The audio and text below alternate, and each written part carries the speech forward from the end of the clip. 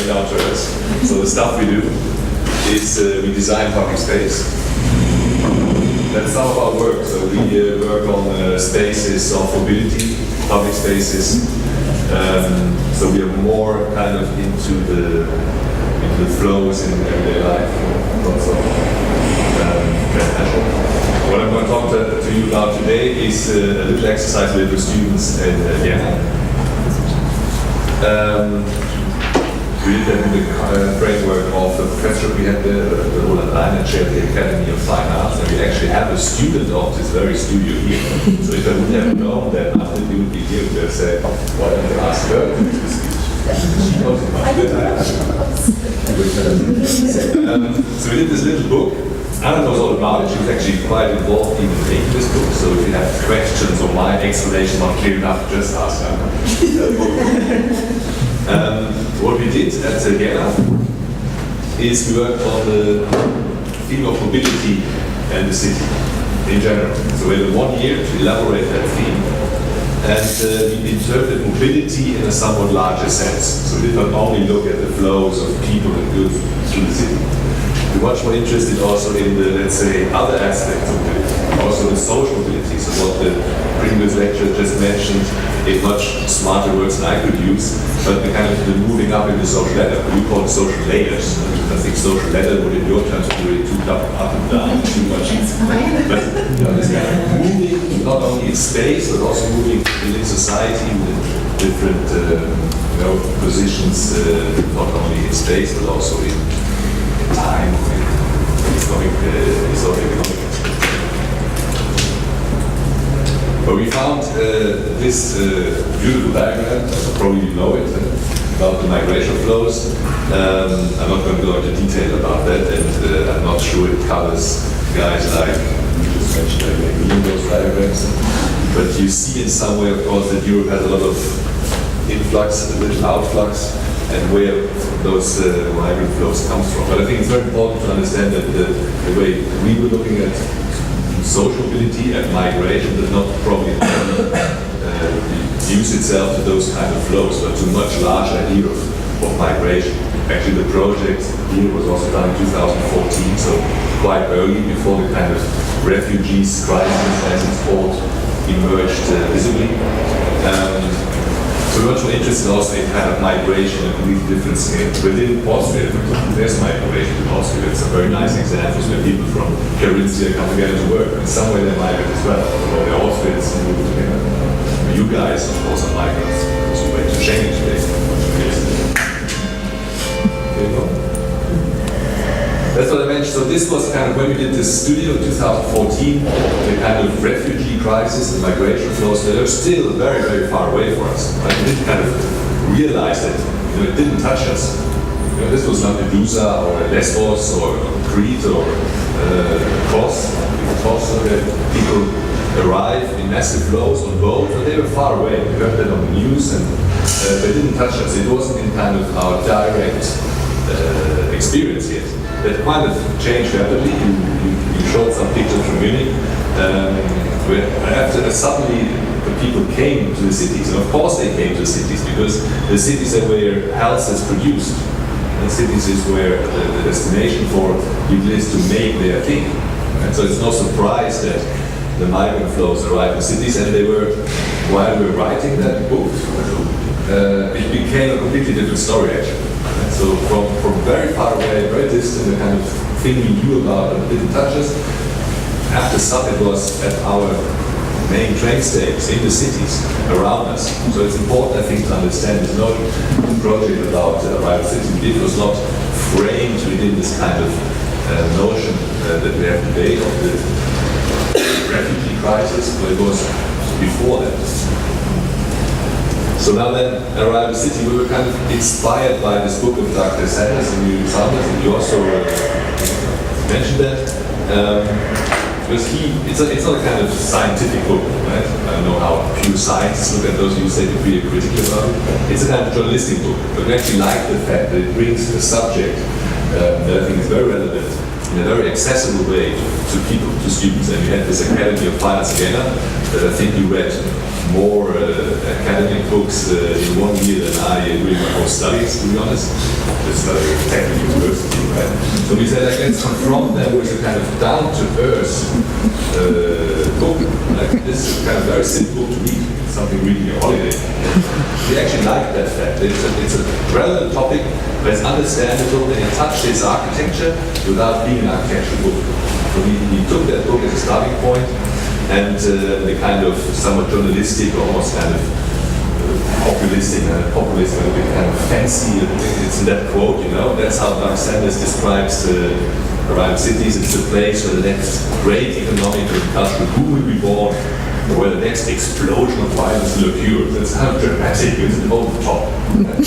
But never mind, I anyhow use that book because I think it's nice to make the students enthusiastic about a relevant topic that might be a bit out of the reach of a normal architectural studio. So I'm very happy that you guys picked that up. You're the kind of thing you do something really crazy, but now I don't see that crazy after all. But we took that book, we had the students of course read it and analyze it, and of course, this book refers to rival cities in the kind of sense that we all think about rival cities, places far away, like Mumbai, where you know these kind of scenes happen. It's still far away. It's not Schengen. It's not Danish. It's not our context. Or, for example, I always couples of images of the city and the economic activity.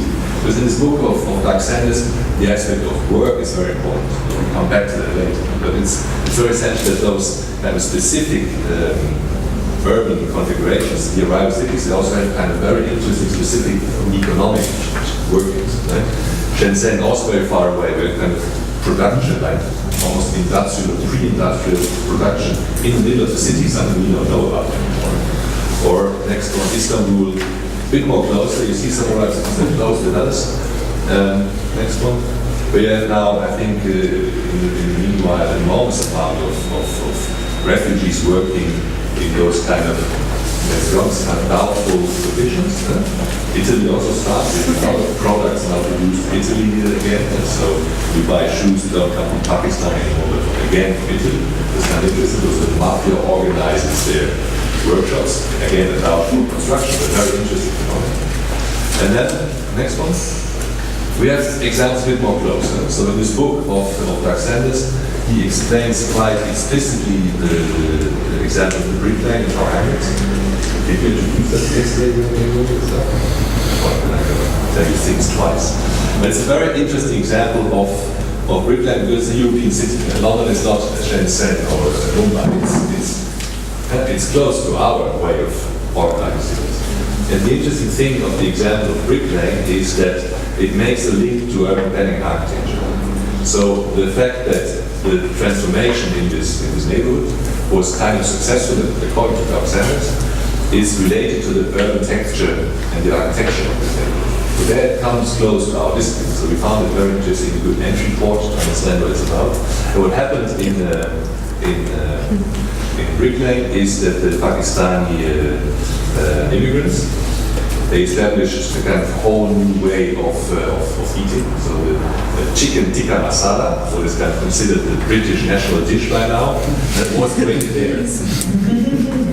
And the people there, they did not only through making those eateries, they did not only create a new national dish, but they also, of course, forged their place in society there. It's a very interesting and kind of successful example of how an influx of migrants did not only change eating culture in a positive sense. We have British people here, I think now British food culture, but chicken masala is definitely that's British. But it also made those people, get a place society, integrate in some way, and have their own position.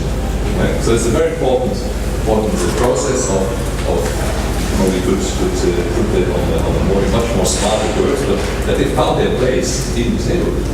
And the interesting thing is that between the lines, Doug Sanders explains that he thinks why this happened, and what is then the reason for this successful process. It has to do also with the city, the way it is formed. Not only, of course, but it is about two things. I think that's the next slide. got good structures, good infrastructure. So Tower Hamlets is quite well related to the city centre of London. There are good connections to public transport and streets and so on. And the architecture is of such a way that you can appropriate it easily. So it's ground floor buildings, it's houses, like you know in Brussels as well, so it's not that crazy stuff, but it's just simple urban textures where you can access the ground floor, deploy a little enterprise, live on top, quite dense, so the interconnections are quite good. And that's why this Tower Hamlets is more successful than other examples of the kind of modernistic kind with large superstructures. So it depends on the kind of fine grain of the urban development and of the connection of this neighborhood to the rest of it. So it's two key factors. It seems to be very similar. But that's one of those reasons why it worked well in Britain. So that's kind of interesting. As an architect and planner, from there you could start from what could we learn from that? What are the kind of aspects we should take into account when we design cities, when we work on cities, when we respond to cities, when we progress cities. And the studio in Vienna, the year we had two studios, one master studio, one bachelor studio. We'll go back on that. And the first year, the first semester, actually on the structures. So we had the students thinking about structuring the city, public transport lines, bicycle highways, road infrastructure, how to activate subway stops. So we really worked on the structure. And the second studio was more about the appropriation. So when you have a given structure, how can you appropriate it? How can you make use of it? And it happened that in Vienna, the 10th district called Favoriten is the kind of arrival city of Vienna. So a lot of migrants from the main Balkans, they arrive here. It's also at the southeast of Vienna, so it's a natural entry port coming from Hungary to Slovenia, Balkans, Albania, and so forth. And it has also this kind of, maybe next one again, a couple of, it has this kind of, also distinct kind of, it's a cheap shops. That's the main street of, it's not a kind of side street, and that's the main shopping street in Favoritenstraße, right? We're also from Austria, we'll see you, no? It's not too experts. You have to watch out, they say about Favoriten. Next one. So we were naming our student favorite or Favoriten arrival city. Understood the word right. And I'm telling you now first something about the studio. But the studio, with all due respect to the work of the student, is not the most interesting thing. So I come to the most interesting thing later that happened actually after the studio was finished. That's very interesting. And yeah, that's another student work from the first year where students actually popped up with that issue already. They called it the self-made Meile from Kellerwäscher to outlet. So they actually went into the neighborhood, they occupied an old shop on the Favoritenstraße, and they started to design and produce those bags there and try to sell them. It was a semi-success commercial. They sold more, I think, at the academic exhibition in the architecture building there. But they actually brought up this issue, so we picked it up and we made a whole studio about Favoriten. Next one. That's where it is. It's a rather big district, so that's the city center of Vienna. You see 1, 2, 3, 4, 5. That's the 10th district. It's rather large. Next one. And it has some very interesting parameters. So it's younger. The population is younger than the rest of the city. The income is lower than the rest of the city. There are more young children than the rest of the city. That all are parameters that you would find in many of those arrival districts or arrival cities. We have examples of in Rotterdam South, where it's similar. So the income is less, rents are lower. Low rents are very important because that's where you normally settle down and come with not much money to go and pay so cheap. Of course, a high percentage of migrants, but it has all the kind of parameters that you would consider in a rival city or a rival district would have. So we worked on that district together with a group of, I think, 50 students. So of course we started with taking them there. Not so obvious, and quite often architects and designers, they work in places they hardly go to. So we went, did some excursions there, we sent the students out there. So the first big program was go to the city, observe the places, get acquainted with the locality. Next one. And then we thought about a number of spaces. It's quite a large district, so we couldn't kind of analyze the whole district. So we thought about 5 different places, and they were all related to specific kind of mobility. So there were places of mobility, like a main access road that goes into the city. It was a roundabout, a huge kind of highway roundabout at the edge of the city. It was a new end point of the metro, so they built a new metro line, they extended the metro line all the way south. It was the end spot, but of course completely would change the signification of that spot. And some, let's say, some space for more social mobility of exchange, a typical market square in probably, and another block that was very close to the new development of the main central station. So we go now through the page and I show a number of projects. I'm sorry, I won't show your project. That's perfect. It's completely great. There were many interesting projects, so we couldn't show them all. We start with the Triester-Straße, and the interesting thing about this through road is that it had a kind of point, very informal, next to a gas station, in front of a kind of Baumarkt, kind of Walmart kind of thing. And you had a phenomenon that was called the Bauarbeiterstrich. So people were waiting there, construction workers waiting there every morning for people to pick them up, drive them to the construction site, and have them work. Of course, kind of people in a precarious situation, so they had no insurance, they were underpaid, they couldn't apply to security centers, but they were working there. And so the students observed this kind of situation, first from a bit of distance, and then later closer. It's not so easy. We also asked the students to really go in there and have contact with the people. It's not so, let's say, standard part of the architectural curriculum in normal school. Next one. So they analyzed the situation. This is the through road, the gas station, and then around the developments. And the one group did an interesting project called the Royal Vienna Bypass Club, and they actually worked on the fact that they have work, but they're in this precarious situation with no legal cover, with also not the right tools, with no insurances, and they imagined an organizational scheme of a club. They could be members, so all the workers would become members of that club. They would be able to lend tools. There was tools because they found out that you couldn't kind of insure the people because they're illegal, and you can insure the tools. And you could, when the tool is insured, the people who use the tools are insured as well. So actually, they called up insurance firms, investigated. So they made a kind of more of a legal construct through this club and through the rental of the tools that are insured. And they imagined a place that the workers could build themselves on the actual spot next to the gas station. And it would become a spot for interchange, so locals could come in and rent tools as well. They could also get in contact with the workers, ask they have a bathroom to fix if you come, and so on. So it would be a kind of place of renting out tools and kind of starting point for a kind of neighborhood place where you would mix between different populations, workers, clients, and simply give also space where those guys can wait without waiting snowfall. A very simple thing. You see that we didn't really evaluate the architecture. That's a very simple thing they could do themselves. And the nice thing was that they really extended it into the kind of almost juridical view.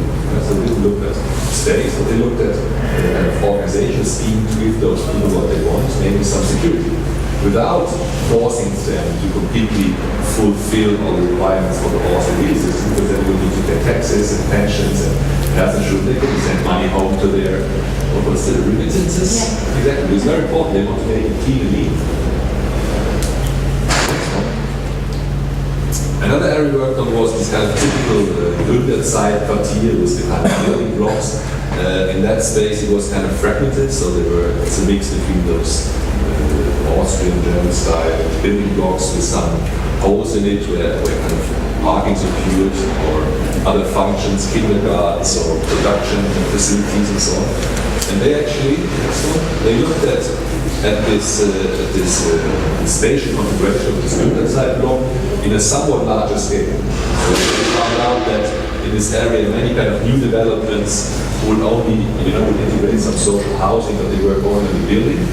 And then we have other huge developments in the vicinity, like new urban developments of thousands of buildings. They said, no, we have to look at this intermediate scale. So they looked at a number of blocks together, and they looked at the buildings, the vacant or the existing collective spaces within the block, and they tried to connect them together through the public space. So they looked at the scale of the Grenzel, as you would say it in Viennese, I think, and they tried to reorganize spatial but also programmatically relations between those spaces. Next one. The project about the Thailand-Kreis, it's a huge roundabout back to the highway. I think it's one of the most densely used roads in Austria, and they built actually next one. In the middle of it, they built a whole new development. It's a metro line crossing underneath, so it's a frame of the redevelopment of the metro line. They also built a lot of headquarters. I think the Askina could build some there, the highway authority in Austria, so hotels, office buildings and so on. And the students worked on a kind of space, they call it Forum Fabriken, on ground floor level that would connect all those different functions, but also would connect to the neighborhoods outside and make a link to the kind of polytechnical school next to it. There's some sports fields actually. So they proposed a kind of platform that would be excluded within the commercial program above and below and make that part of the city. The kind of classical architectural approach. You see the whole range of from guys who make a self-built hut for rental tools to a rather traditional development. The Market Square is also a very, very interesting project because it is a typical Viennese market square with those little stalls, and the problem is that some of them they empty out. So it's a kind of family generational thing that we have one of those stores and you occupy it and then you hand it over to the next generation. But the new generation, they are not interested in continuing that system. So some of them are empty, some of them will get occupied by the typical chain, food chain stuff, so kind of gentrification of these things like you can see in other markets in Vienna that didn't share that kind of neighborhoods. And those, the students, next one, they actually analyzed very well the program of those stores, but also in the vicinity. They found out that there's a polytechnical school history. A lot of migrant students, polytechnical is not the university, and it's down to earth. People learn to do work with their hand, electricity, and mechanics, and those handcraft skills. And the concept of the student actually was to link the school with the market by using those empty market stores. So the empty market stores could be used by the school. They could be transformed into places of little manufacturing or services. So you could have a nice repair shop there. You could bring your old CD player that doesn't work anymore. And you would, through there, give training to the students here, bring the school in contact with the city and the neighborhood again, and occupy some of those empty market stores and let's say diversify the offer of that market. Not have all kind of Starbucks kind of stores. It's a very interesting project, I think, very smart and very realistic also. Yeah. So that was the kind of outcome of the studio. So in a classical way, we saw the students once a week, once the second week, if they work on it, they comment, and at the end of the project we presented to some guests who were present.